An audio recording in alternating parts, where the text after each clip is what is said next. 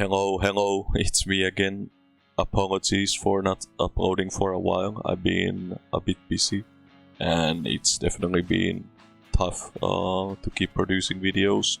This is definitely coming a bit late, as the expansion was announced already a few weeks ago, but at the same time, I'm kinda glad that I waited, so that I could see what other YouTubers would cover, and then I can focus more on things that are perhaps talked about a bit less, if that makes sense.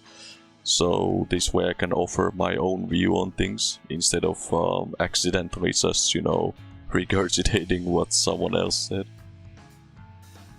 There was a lot shown here, but I would like to offer my opinion specifically on the new jobs, the new areas, the 8-man, the 24-man, as well as Anima. So first up, the new job, Sage. This job is definitely Charlayan in origin. Like, you can just tell, because the main reason to assume so is because they chose the Gubung library or a similar looking place. I just assume in either case it's a Charlayan architecture. They chose that as a location to showcase the job, which to me just seems like a dead giveaway. It's going to be interesting to see how the job will be unlocked and utilized in the story, since, as many of you are aware, the nation of Charlayan has a very isolated mindset. And being a nation of scholars and wisdom, they prefer to avoid war and conflict, seeing warfare as a barbaric thing and such. We also know, based on the Astro quests, that they value knowledge a lot and govern tightly what knowledge is and isn't allowed to be shared to people outside Charlayan. Basically people that they deem undeserving of said knowledge. So it will be interesting to see what would push them to not just utilizing a combat job, but also teach outsiders how to become a sage as well. Maybe it will be unique to Alphinaud, and an important part of his character, or maybe Charlayan will go against their beliefs and join the fight against Garlemald, employing these sages in the process and teaching outsiders, or it could be both. As for the melee, there is certainly a lot of speculation on this, mainly based on Yoshida's shirt, as well as Xenos supposedly having a scythe in the trailer. First of all, his shirt. There's 3 ways, I would say, to interpret it. The text on the shirt is in Arabic, which is a nod to Mystic Knight, as this job has a very Arabic theme in most games it appears in. Another thing is the Reaper, hence Necromancer. The third option being, of course, that he's just trolling people. It's cool to speculate nonetheless, and I'm curious to know what you guys think about his shirt. But on the subject of the scythe that Xenos supposedly has, it's a bit hard to tell because we don't see all of it, but it definitely wouldn't be surprising if he did come wielding a scythe the next time you meet him. This, however, I think doesn't really indicate what the job could be, if that makes sense. Xenos could be using a weapon completely independent of the job itself, so it's as much conjecture as the shirt thing. But to entertain the idea anyhow, there's 2 ways to interpret this one. Either we take it as, okay, Ranjit uses a scythe, hence Xenos gonna be Beastmaster, hence Beastmaster confirmed. The other way is just, if we look at the scythe symbolically, what does the scythe represent? Well, it represents justice and death. So this could just be a way to show that that's what Xenos' character will be portrayed as, or like that's gonna be a representation of his character in the upcoming expansion, like dealing injustice and death, that kind of a thing. There is a third idea I would like to bring up with the melee, which is interesting to think about, at the very least. That it could be tied to Estinien.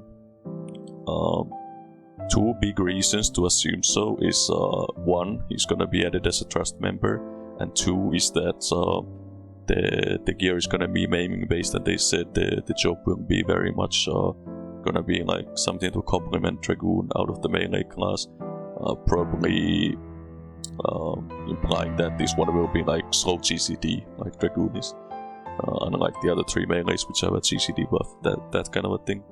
It's definitely hard to picture the iconic Azure Dragoon as playing something else than Dragoon.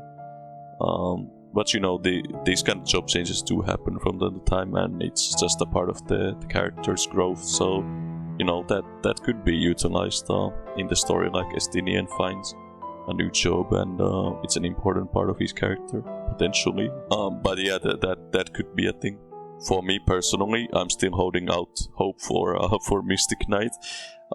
For those who watched my video about like the job speculation for 6.0, you probably know that I'm very much a fan of Mystic Knight, and I do want to see it become a thing in FF14 for sure. But if the weapon is indeed gonna be a scythe, I think a scythe would be really unorthodox for a Mystic Knight.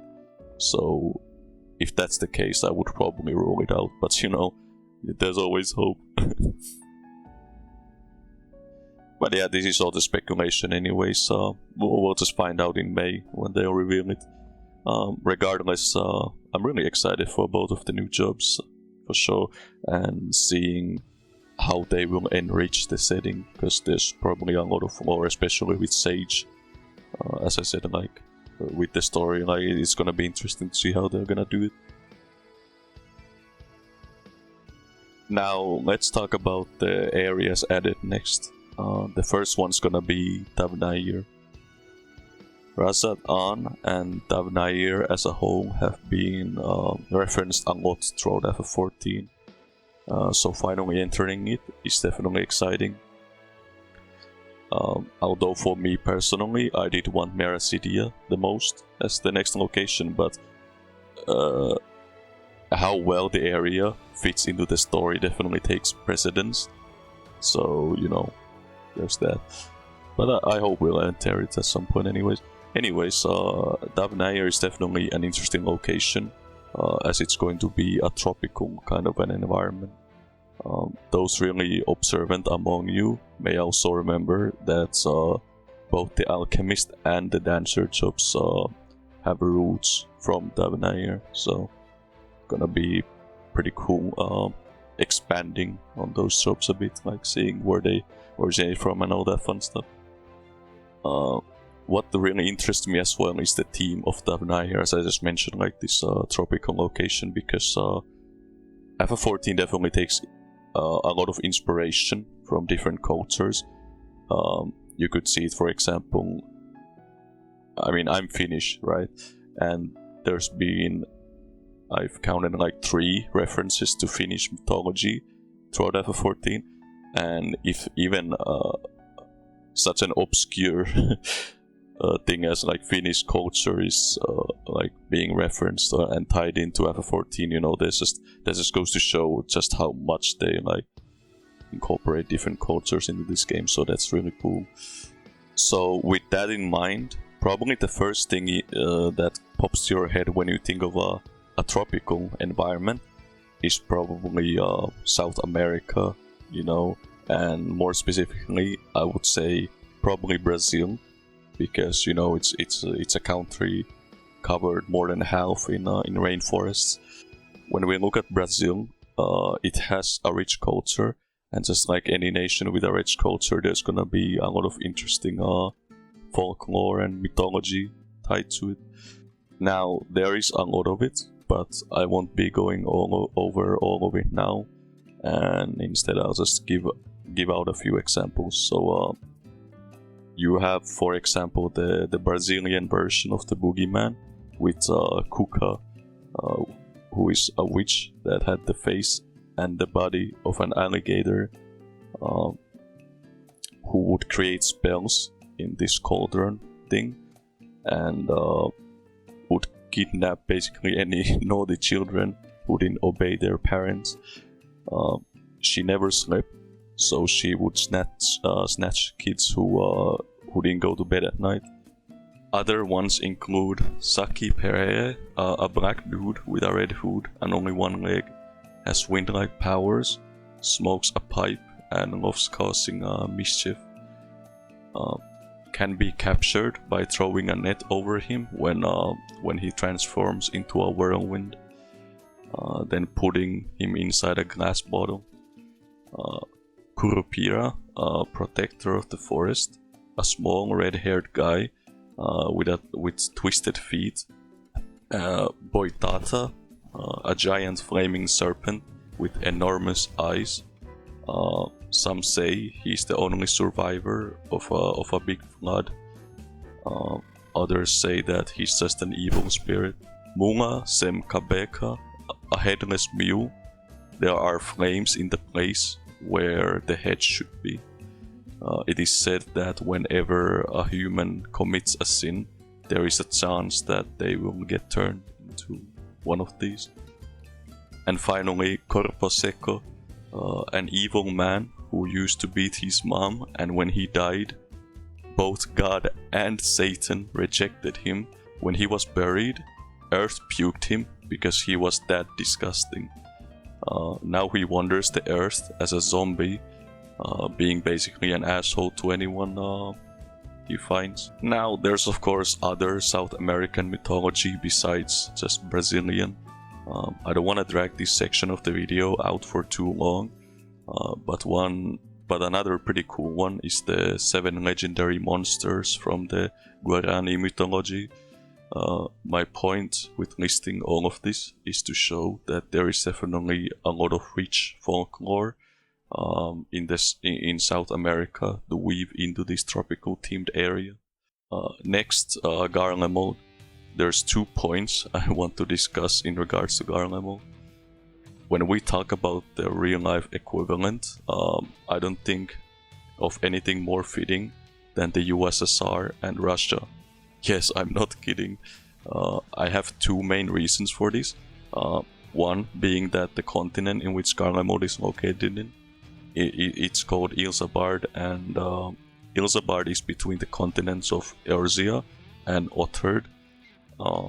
Now, if you translate those to our real-world equivalents, you could say that Ilsabard is between Europe and Asia.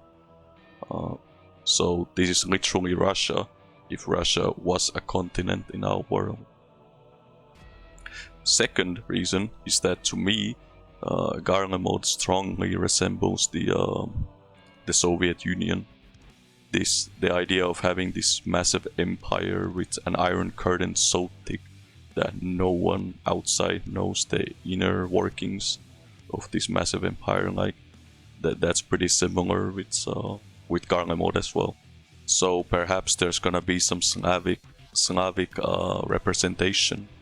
Who knows? I mean, some already exist in FF14. The most notable one being Chernobog.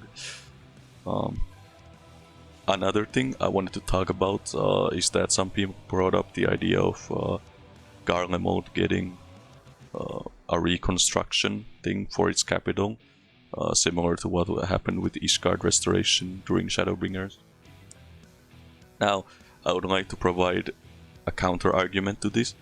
You see, with Garlemald being such a heavy part of the story within 6.0 already, I'm not sure if they would want to shove it down more people's throats right afterwards by having this reconstruction thing.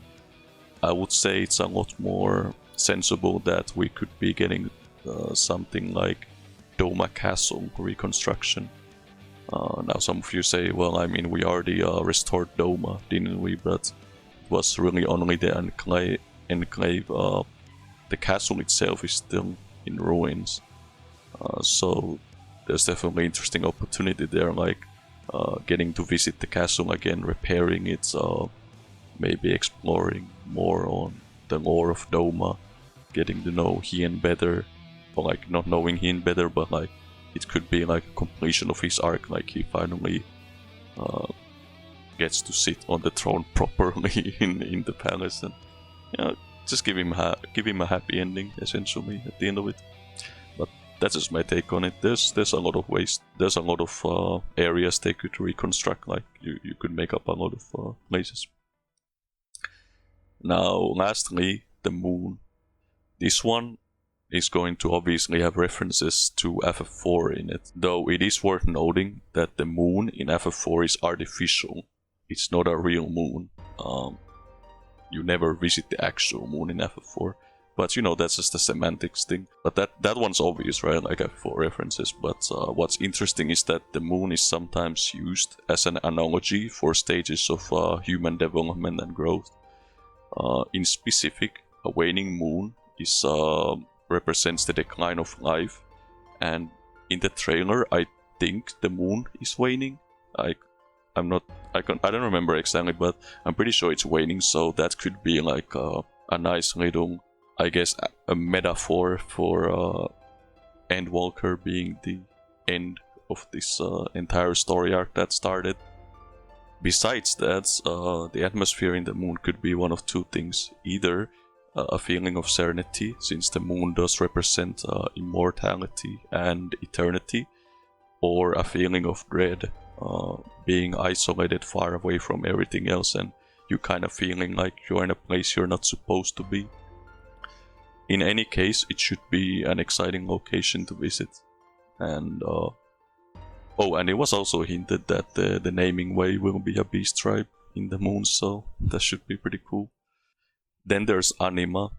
I'm mentioning Anima specifically because those who have known me for a while know that I have been waiting a long time to get Anima in FF14.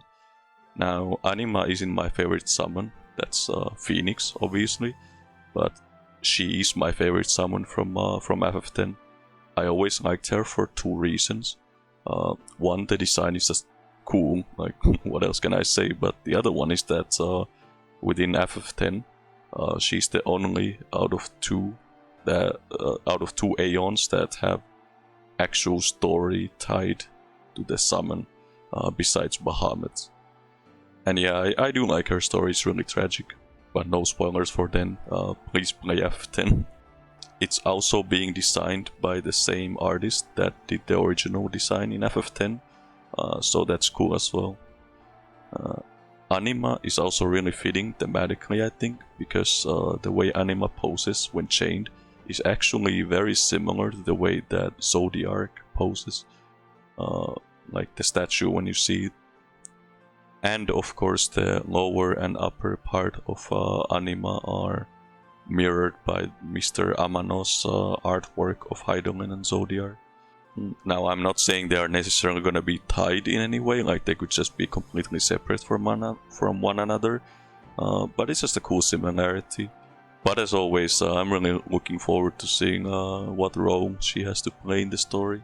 As for the 24-man, I'm also excited for that one, since it's going to be fully original content, similar to Void Arc. Personally, I am hoping that similar to how Void Arc expanded on the lore of the 6th Umbral era, that we could get a look at another era before a calamity that isn't like a prominent one we've already explored, basically. I personally would like to find out more about the timeline after the Allegan Empire fell to the Earth Calamity, but before Muk and Amdapor were formed and all that stuff happened, so basically that timeline between those. Because all we really know about this timeline is that there was like an ice calamity, like the glaciers like froze over or something, and that this was the age of the Evanesian civilization. And also when the warrior of light Ramza and his companions fought and fell to Ultima, the High Seraph. Finally, we get to talk about the 8-man raid. This one was really interesting. There is a picture of what seems to be Lahabrea, and the raid is called the Pandemonium. This is pretty huge, so I'm gonna talk about this for a while. So first of all, why bring back Lahabrea? Probably the writers felt that he got robbed, getting a way worse treatment than the other two paragons, those being of course Emet-Selch and Elidibus. They already explained this away by saying that Lahabrea got weaker by body hopping, but they probably still didn't feel like he got a satisfying conclusion.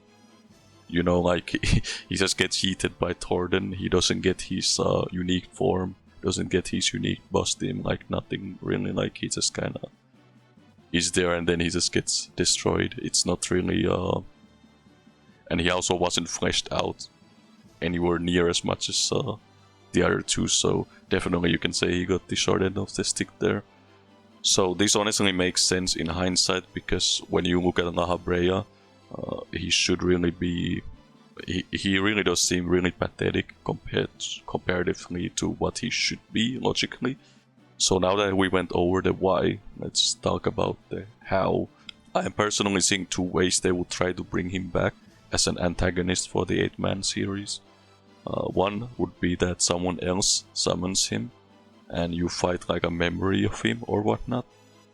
The other is that they will take advantage of the fact that he's the only Ascian who was not explicitly killed with white aura sight. We just assumed that the Blade of Ascalon could shatter his soul completely. But as you guys know, I talk about character deaths a lot at times on this channel, and you know my opinions on it. I think it's in bad taste to just bring back characters for rider convenience, because then you just diminish the impact of consequences within your setting. So here's my crackpot theory on how this could play out in my head. First, let's talk about Pandemonium itself. There's two versions of it within the series, one from 2 and one from 9. I'm not going to touch upon the F9 variant, and we'll just assume it's going to take inspiration from the FF2 version instead. In FF2, Emperor Matthäus died, and his soul split into two. The other half took over Heaven, Aruboth, and the other half took over Hell, Pandemonium. He then raised Pandemonium onto Earth so that he could take control of the whole world. Based on this description, we know that the Pandemonium is a representation of Hell itself. Now, back to Lahabrea. Here, we could have a similar situation to what happened with Mitron in the Eden series. Torden strikes down Lahabrea with the Blade of Ascalon and absorbs him, but Torden is unable to fully obliterate his soul. His soul is shattered, and just like Matthäus in FF2, he takes over Pandemonium with his shattered soul. But similar to Mitron, his soul would be corrupted. If you recall, Mitron was corrupted because of Artbird's desire to obliterate all things related to darkness. Hence, he became the first Sin Eater.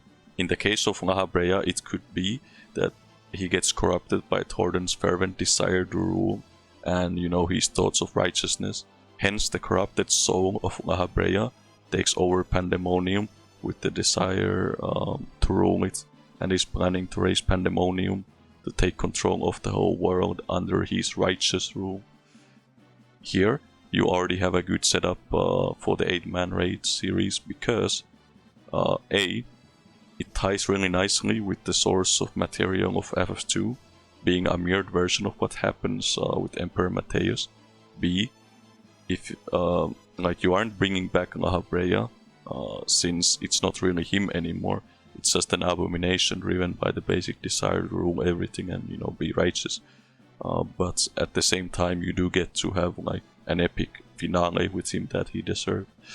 C, it creates a really cool storytelling for the 8-man series. I mean, literally descending into the depths of hell itself. Like, how much more metal can you get than that? I guess fourth thing I would say is that it would kind of fit Lahabrea's character too, because like Lahabrea was always way more of a herder, evil guy than Emet-Selch and Elidibus, who were a lot more, or made out at least by the writers to be more sympathetic. Now, obviously, each culture has a different way of viewing heaven and hell, and afterlife in general, so no doubt a Japanese interpretation of hell would be different than what we might think of in the West. But this is just what I imagine in my head, based on the picture we saw. I will be curious to see what they will do with Lahabrea and with Pandemonium in any case. Anyway, that's been all I wanted to talk about in today's video. I know there was a lot more shown, but that stuff has already been covered by other YouTubers. I was mainly trying to focus on stuff I didn't see much coverage of by other FF14 content creators, just trying to provide my 2 cents on everything basically.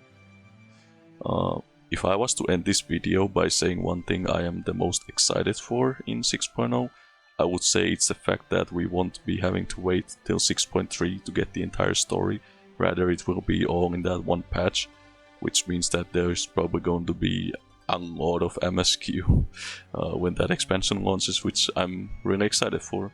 And I hope all of you are excited for it as well. I think it's gonna be worth the wait for sure. Once again, my apologies for taking a while to make another video. I've just been really busy recently, and yeah, it just sucks, but that's just what it is. I do have a lot of video ideas though, so it's not an issue with that. I just need time to pump this out. That's the only issue basically. So I just humbly ask for your patience, and with that, I think I'm gonna end the video. Have a nice day.